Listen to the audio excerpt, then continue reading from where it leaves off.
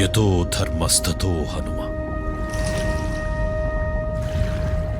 యతో హనుమస్తతో జయ.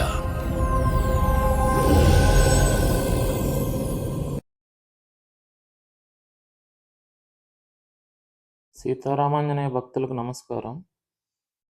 జై శ్రీరామ్, జై హనుమాన్. ఈరోజు మనం ఏలూరులో ఉన్న దక్షిణ వీధి ఆంజనేయ స్వామి వారి ఆలయంకి వచ్చామండి. ఇక్కడ రావి చెట్టు కింద ఉంటారండి స్వామి.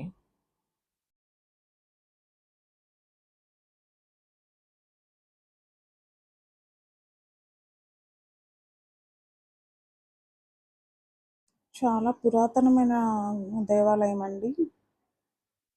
ఇలా చిన్న కాంపౌండ్ కట్టి వేప చెట్టు, రావి చెట్టు కింద ఉందండి చిన్న గర్భగుడి. మేము వెళ్ళే టైంకి క్లోజ్ చేసింది యాక్చువల్గా టెంపుల్.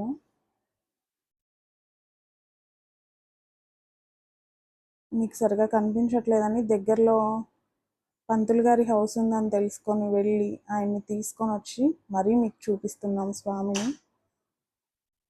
చాలామంది నమ్ముతారంట ఈ స్వామిని, అందుకని కొంచెం ఇబ్బంది అయినా కానీ ఆయన ఇంటికి వెళ్ళి మరీ ఆయన్ని తీసుకొచ్చి మరీ ఈ స్వామిని మీకు చూపించే ప్రయత్నం చేస్తున్నాం మేము. దర్శనం చేసుకోండి స్వామిని. ఇక్కడ ఏ కోరికలు కోరినా, మెయిన్ పెళ్ళిళ్ళు అవ్వాల్సిన వాళ్ళు కానీ, సంతానం కలగని వాళ్ళు కానీ స్వామికి మొక్కుకొని ప్రదక్షిణలు చేస్తే వాళ్ళు అనుకున్నవి జరుగుతాయని బాగా నమ్ముతారంటండి.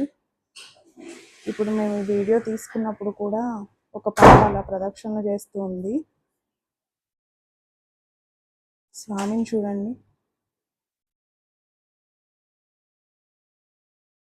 చాలా చిన్న గర్భగుడి అండి. చాలా పురాతనమైన దేవాలయం అని చెప్తున్నారు పంతులు గారు.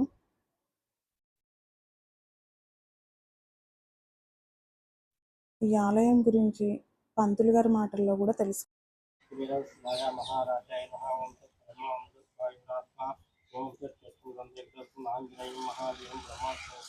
ఆపదారం దాతారం లోకాలు ఆంజనేయ స్వామి దేవతాక్షణ సువర్ణ ధీమంతో శుభోపయామి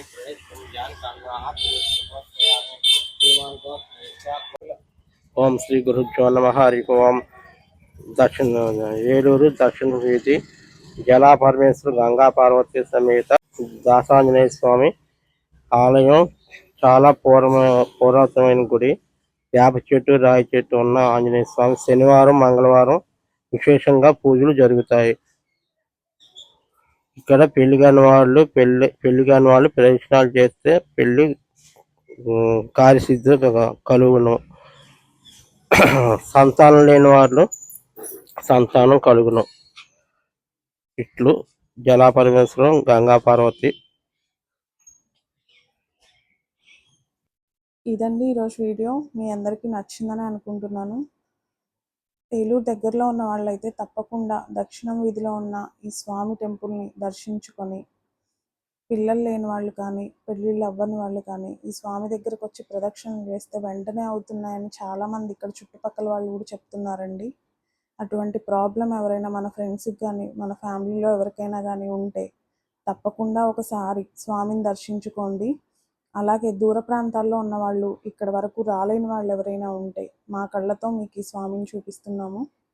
తప్పకుండా మీరు దర్శనం చేసుకొని, దండం పెట్టుకొని మీ కోరికలు కానీ, మీ ఇబ్బందులు కానీ స్వామికి చెప్పుకోండి. అంతేకాకుండా మీ ఫ్రెండ్స్ అండ్ ఫ్యామిలీ మెంబర్స్కి హనుమాన్ టీవీ అనే ఒక చిన్న వర్డ్ని స్ప్రెడ్ చేసి మేము చేస్తున్న ఈ చిన్న కార్యంలో మీ వంతు సాయం మాకు అందిస్తారని ఆశిస్తున్నాను. జై శ్రీరామ్, జై హనుమాన్.